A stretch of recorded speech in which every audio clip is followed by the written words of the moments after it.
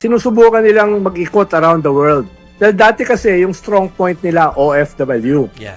Ngayon hindi na masyado. Halimbawa, naglibot kami sa Tokyo 3 weeks ago. Naglibot kami sa parts of Europe. Dati, nung panahon ni Digong, wala kang makakausap na OFW na anti-Digong. Ngayon, dumadami na.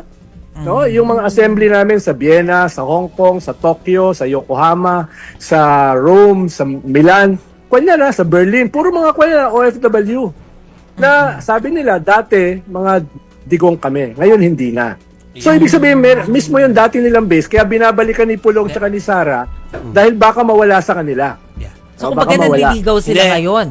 Input ko lang na meron kasing nagko-cover din naman tayo ng OFW. Yes, Mas yes. May mga ayaw kasing magbigay.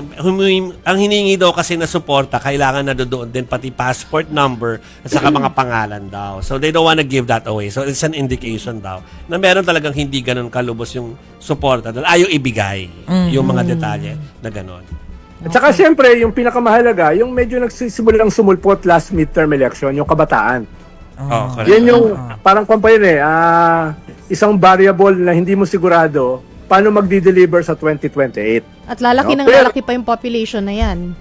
Correct. No? At siyempre, kaya nga wala na ngayong mga politiko na dumadalo sa UAAP Games Dahil sumisigaw yung mga nanonood doon Nang ikulong na yan Wala nang dumadalo ngayon sa mga concert sa Araneta ng mga politiko. Kahit nga sa mga restaurant, tsaka sa mga mall, wala na akong nakikitang politiko Dahil ibig sabihin, may tama din sa kanila itong kampanyang ito. Yeah. Kung ito ay masusustain going into 2028, tingin ko magkakaroon ng bagong turning point yung 2028 elections.